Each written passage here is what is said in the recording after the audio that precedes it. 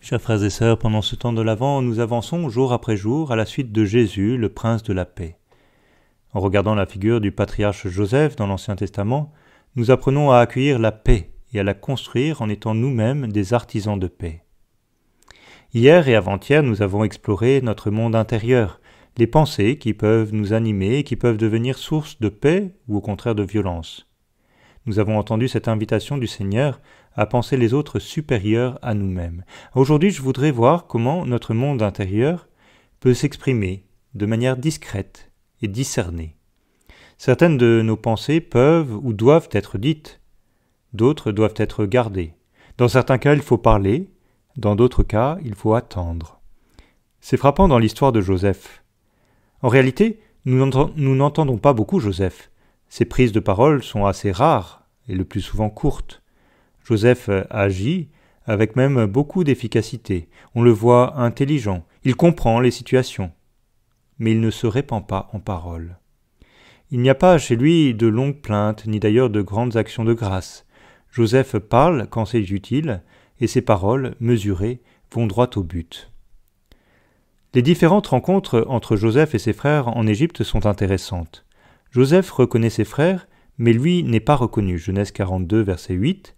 Ainsi Joseph reconnut ses frères, mais eux ne le reconnurent pas. Joseph se souvint des songes qu'il avait eus à leur sujet. Et tout de suite, Joseph comprend l'enjeu de cette rencontre. Ce qu'il vise, c'est la réconciliation entre ses frères, c'est la communion de tous avec leur père Jacob. Mais Joseph sait que ce chemin ne sera pas facile. Par ses paroles, parfois dures, il ouvre un chemin. Il s'adapte à ses frères et respecte la progression de leur chemin. Il attend le bon moment pour dire la parole qui leur permettra de le reconnaître. Et ce n'est pas sans émotion pour lui, et on le voit à plusieurs reprises se cacher pour laisser son émotion déborder avant de reparaître devant ses frères. La discrétion de Joseph ne consiste pas à cacher la réalité, mais plutôt à la dévoiler progressivement pour permettre à ses interlocuteurs de cheminer.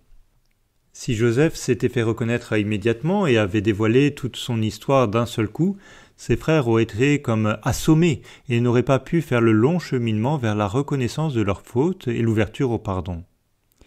On peut admirer chez Joseph cet art de la bonne parole au bon moment. On peut imaginer sa surprise de voir ses frères arriver en Égypte. Comment a-t-il pu réagir de manière aussi posée, aussi discrète, aussi appropriée ?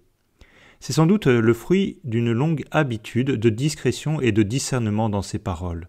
Le but n'est pas de se cacher, mais, par discrétion, de laisser toute la place à l'autre. Il y aurait une belle réflexion à avoir sur la place de la discrétion dans notre monde et dans notre vie personnelle. Dans la pratique, il me semble que c'est une vertu mal mise en valeur. Dans la pratique, on invoque la discrétion lorsqu'on communique une information qui ne doit pas être connue trop rapidement ou qui ne doit pas arriver à certaines personnes. Dans la pratique aussi, on voit que nombre de secrets sont trahis et qu'il est difficile de rester fidèle à une promesse de discrétion. Et puis plus largement, des modes de communication ou des habitudes sociales incitent à communiquer sur notre intériorité ou sur les personnes de notre entourage de manière excessive. La discrétion se heurte à une curiosité très invasive. Pourtant, et nous le voyons bien, l'absence de discrétion est une vraie source de violence. L'histoire de Joseph, au contraire, nous a montré comment cette vertu, le discernement des paroles à dire ou à garder, la fidélité dans la garde de la parole, est une profonde source de paix. C'est la discrétion qui permet de construire, de reconstruire ou d'entretenir la relation. La question à nous poser pour développer la discrétion est celle de la finalité de notre parole. Si nous disons cette parole ou cette information, quel est le but ? Est-ce que c'est un but de croissance pour le bien de la personne qui nous écoute ? Ou est-ce que c'est pour nous mettre en valeur, pour occuper l'espace sonore, pour simplement s'imposer ? Saint Jacques, dans sa lettre, met en garde contre les risques liés à un mauvais usage de notre langue. Il dit « Si quelqu'un croit être religieux sans tenir sa langue en bride, mais en trompant son cœur, la religion de cet homme est vaine. » Nous avons tous fait l'expérience de ces paroles que nous avons laissées sortir et que nous avons regrettées.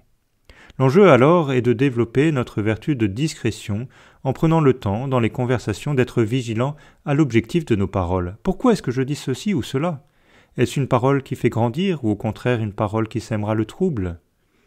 L'exercice d'aujourd'hui pourrait être simplement de retenir, c'est-à-dire de ne pas laisser sortir une parole vaine ou mauvaise que nous aurions été tentés de dire. Belle journée d'Avent dans l'attente de la venue de Jésus, le Prince de la paix.